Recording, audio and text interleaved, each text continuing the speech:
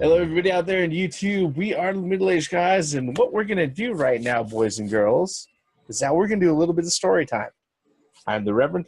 The theme here. Great Mouse 1. Now, everybody who's watched this channel, or if you're brand new to the channel, thank you for coming here. Pull up a seat. Take a little bit of time.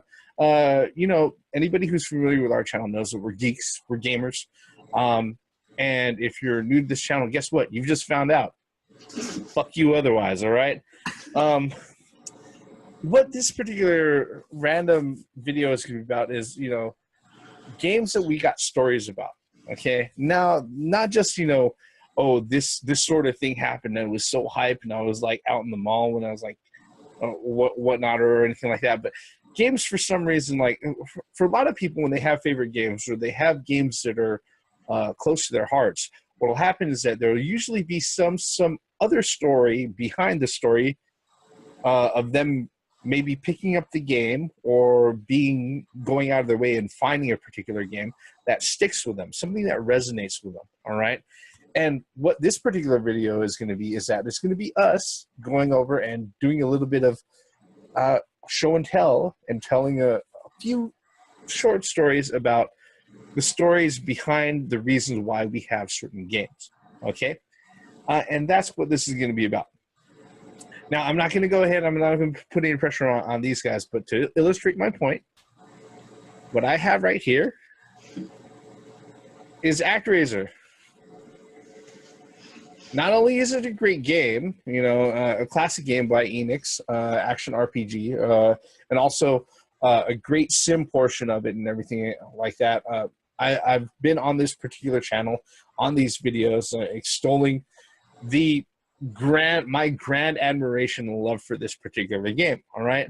Now, the funny thing about this game, here's the story behind me actually getting this game, me having it, all right? The funny thing about this game is that I didn't actually own my own game console until around the time that I actually graduated high school, okay? When I graduated high school, I got my own job, and I had my own money and everything else because my parents, they weren't going to allow me to have a game system in the house. We had an Atari 2600, like, way back in, like, the early 80s, all right?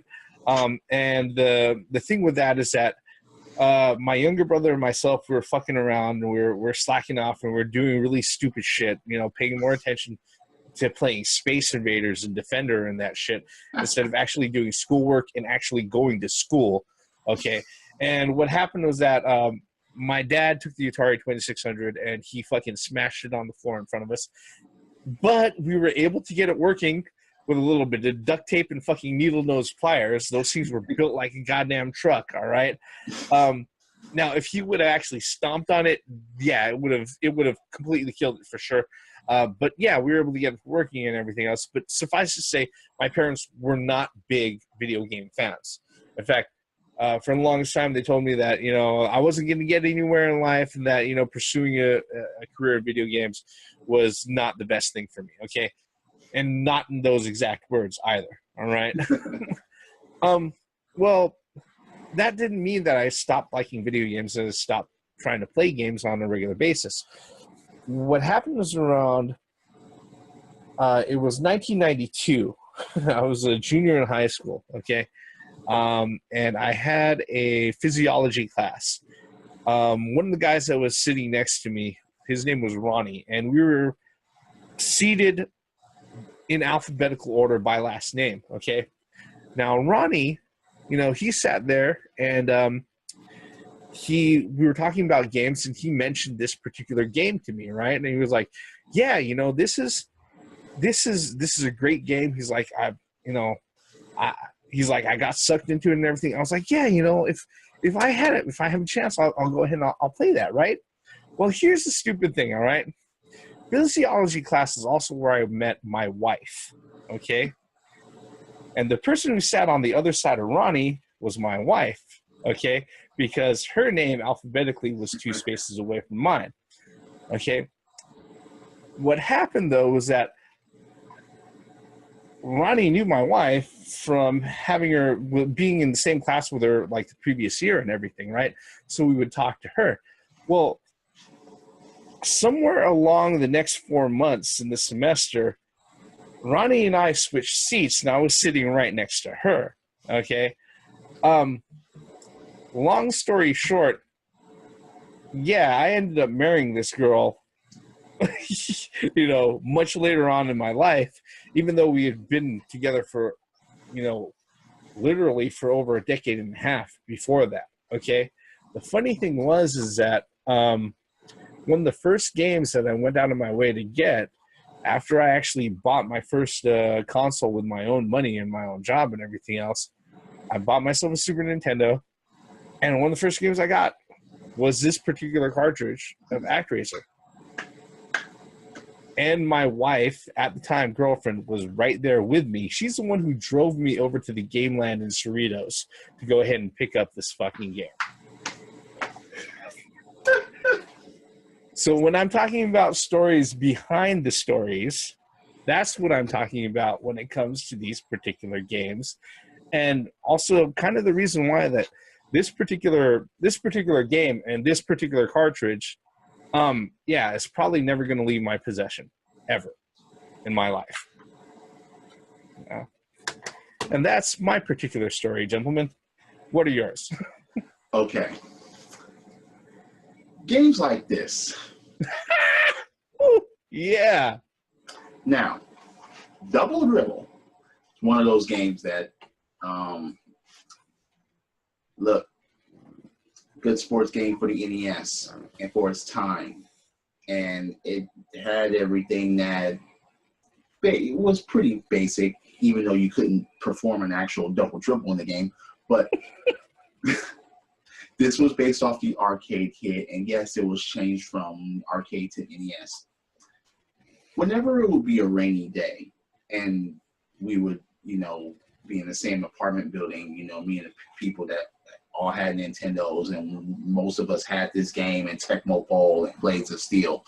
There was a time where all of us would, you know, we would have a hat, and the entry was $5, and everybody would put $5 in the hat, and whoever wins the tournament, we would set up brackets, and whoever wins the tournament, we, you know, that person will get the hat with all the money in it.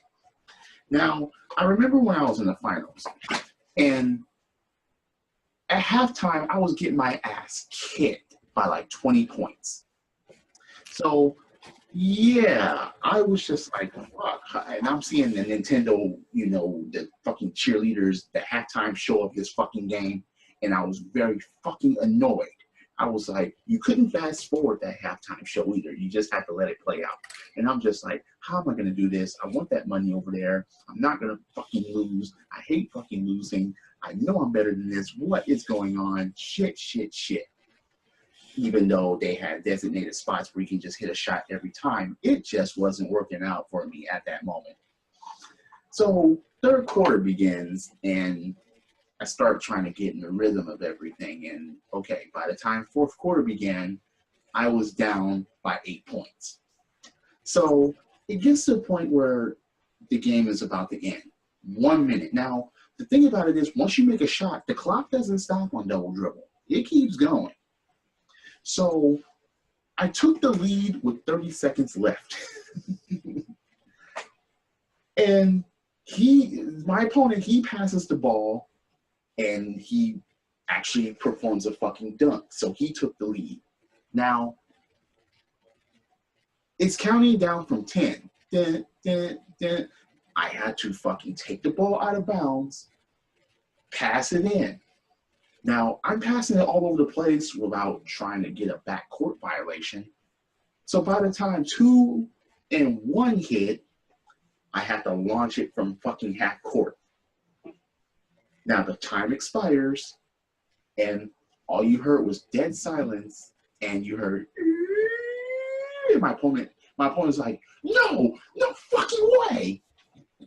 That shit, it goes in. I win the game. I shout yes. I grab the hat, and I leave the fucking house. These guys didn't cheer for me. They were actually surprised more than anything. They didn't even go, oh, go when I made that basket. They were just like, what the fuck? And it was just hilarious. That game, Double Dribble, will always have a place in my heart just because of a comeback like that on a fucking rainy day. Quick question: were the quarters set to 3 minutes, 5 minutes, or 10 minutes? 5. 5. Okay, that's 20 points at halftime on 5-minute fucking quarters is a lot to get over. Look, like I said, I was getting my ass kicked. And like I said, this was the finals of the fucking tournament. So I was like, I got this far. I'm getting my ass whooped. Why am I getting my ass whooped? All the other games have been pretty close. I have to win this. And I had to make that Lucky Charms magically delicious comeback in order to get that fucking pot. And the thing about it is, when I grabbed that hat, I left, and I didn't even fucking return. Because it wasn't my house. It wasn't my copy of Double Dribble. I just left, and I was like, yeah. Gone. Out, niggas. Yeah, I was out. I shouted, yes! And I was ghost. That was it. They didn't see me for like, the next day. I ran home in the same apartment building, drenched in fucking rain. I didn't care. Because it was still raining outside. It didn't matter to me. I was like, yes, I fucking won. What about you, Gray Mouse? Do you have a story to throw in the hat, or? Yeah, I got a not a childhood story. And I got a. It doesn't have to be a childhood story. I mean, you're surrounded by middle-aged guys in this video. Well, I mean, that was pretty much what the atmosphere around is now. Childhood, stories of getting married to the girl next door and the theme winning and you see gone. My story is a little bit different. Happened when I was in the Navy, around 1996-97 time frame. And actually, my story actually includes the theme. We were walking down the arcade, and we walked by this video game store that had a TV outside. And we were just walking about, just talking to shit, and something caught my eye. And so I was like, what the hell? So I stopped, and Theme was still walking by, and I was like, hey, check this out. So anyway, Theme came over, and I was like, watch this. And he goes, 3, 2, 1. Ah! I was like, a devil went to heaven. And then pretty much that's all it took. And then both Theme and I went to the store and bought devil dice. That's all it took. We just sat there and watched it. It's like, and we took it back to the ship and we played the shit out of it. But it just goes to say that, when you're walking out in town or out in the arcade and, you could just run across an excellent game. And that's one of those games that was actually little known. I mean, it wasn't really, I don't think it got much press. Actually, you know what? The funny thing is that in Japan, what happened with Devil Dice was that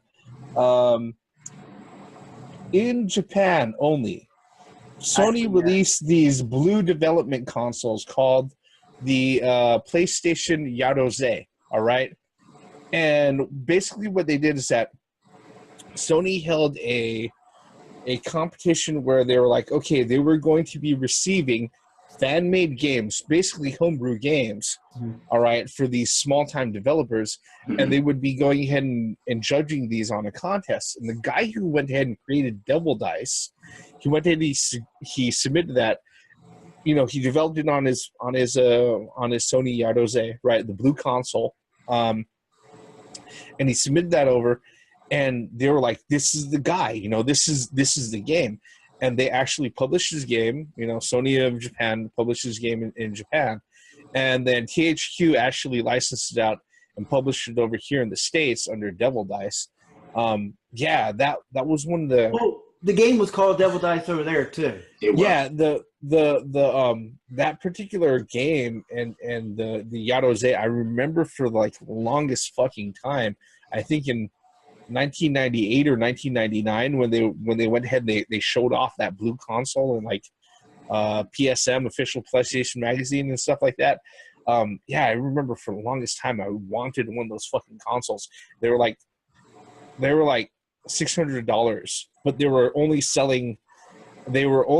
being released out in Japan for like 600, 700 bucks, and they were only going to release out like 1,000 of those consoles, and that was it. So obviously after everything was gone, I never had a chance to get a hold of it or anything like that. I mean, my particular experience with a lot of imports and other things just was really kind of limited, you know. Yeah, there are places like Gameland who did imports and things like that, and there were also a lot of the stores that don't exist anymore that were in Torrance that I remember driving to back in like 95, 96 before I left up to Washington. But yeah, there's just a whole bunch of stories about stuff like that. Let me go ahead and do one more really quick story. All right. Hopefully this won't push us over. All right. But this also involves Gameland, and this also involves the Super Nintendo. All right. This particular game right here, Ogre Battle, March of the Black Queen by Enix, okay, is a great fucking strat RPG, okay? These guys, Enix, they did not do a very large run on this, okay? Just getting a hold of this game by itself without a box and instructions and everything, it cost me $79.99 plus tax at the time, okay? So I paid $80 plus tax at the time out of a small fucking place, all right? And those guys, when I was walking out with it, they're like, hey, look, you know you can't return it, but just know that if you want to trade it in for cash, we'd give you $65 right off the fucking bat. I was like, okay, cool, right? The problem is that at the time, let's see here, I think I was 19 at the time, so it was like 1995, and I bought it with my newly acquired credit card, okay? Which, amongst other things, I used to go ahead and buy a whole bunch of other things, all right? Yes, I went into credit debt, all right? And this was one of the reasons why, okay? Reason being is that when they ran my credit card the first time, it didn't take. When they swiped it, they said it didn't take. Or at least it didn't produce a slip for me to sign, right? Well, a month later, I get a statement in the mail, and it shows GameStop, $87.48, which is $79.99 plus tax at the time. Well, you know, times 3. The fucking transaction got tripled. Okay, it put me over my fucking credit limit and everything, and I had to go back and forth. I remember going back and forth to these motherfuckers with my receipt and this fucking cartridge in hand and my fucking credit card statement in hand for like a fucking week, telling, hey, look, you guys got to fix this because you charged me 3 fucking times for this goddamn cartridge. Wow. Yeah. Finally, you know, like, it must have been like my 6th fucking, my 6th visit to them, you know, after around 2 weeks and everything. I finally got somebody who ran me 2 returns on the same fucking thing. And yeah, it's just a hell of a fucking ordeal. But, you know, as a young kid with a credit card, yeah, you know, I was like, I don't know what the fuck to do here. And yeah, I did end up in a lot of debt, but took care of that, and that doesn't affect me now. In fact, because of the fact that I took care of it, makes me look really, really good and fucking in those fucking terms, you know. But yeah, I know the one thing about gamers, all right, when we sit there and we talk about games, one of the reasons why we attach ourselves and we're so passionate about this particular hobby or this particular thing that we do.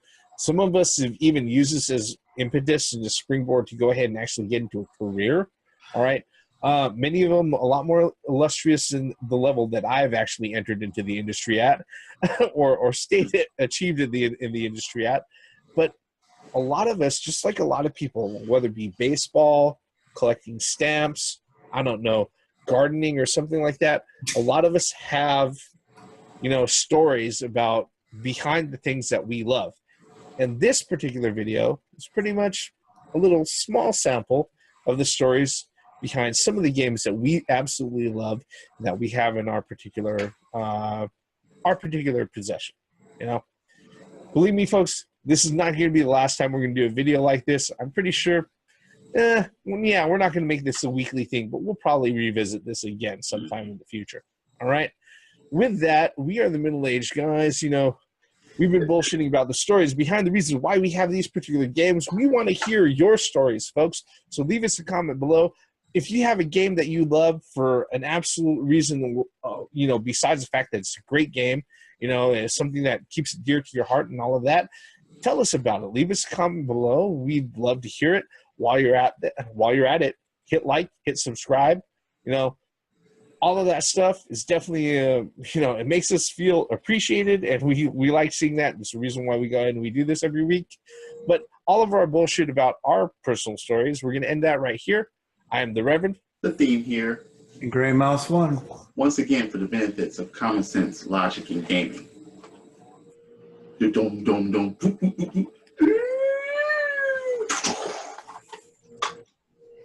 This shit, damn it. Love that game. Still play it to this day.